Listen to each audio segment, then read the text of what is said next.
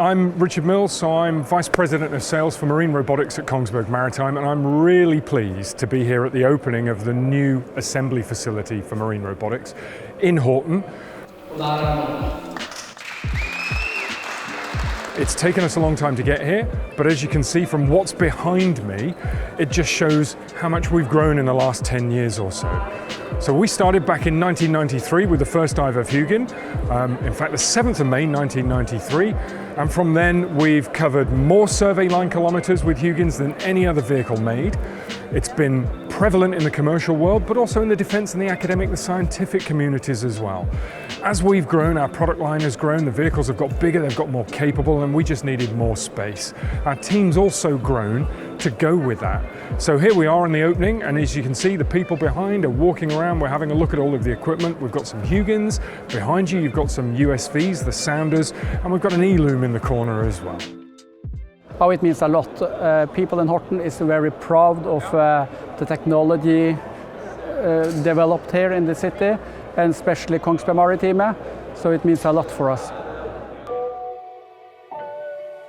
Yeah, the new assembly hall is of course very important to Sensors and Robotics, because we think we can grow into the future here actually.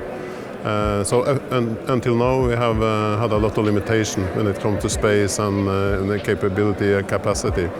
Now we see that we are in a different league, and that is extremely important because we think that our products are going to take larger market shares and also in an increasing market. So this is really important to us. So one of the key things about introducing new technologies, marine robotics technologies, is actually looking at doing the same work but slightly differently. The aim there is to either be more productive or to do things that you couldn't previously do. And in that particular focus, we're talking about sustainability. We're talking about reducing the carbon footprint of survey operations and exploration. Using robotic technologies actually takes away vessel time, it takes away the pollutants. The Sounder USV behind me is designed to operate uncrewed. So you send it off from shore or from a mothership and it'll follow a mission plan. It has navigational autonomy. It collects data through a variety of different sensors that are available to it, either mounted on the bow or through a moon pool or on a gondola or on the hull directly. Now, the autonomous capabilities of this vehicle vary depending on how it's going to be used and what it's used for. It could be full autonomy, where you send it out, it collects data and comes back at the end of 20 days. Or it could be supervised autonomy, where it actually gets some real-time data fed back to the operations center, and then you can change the mission, you can retask it, you can send it off to do something different or to react to the environment around it.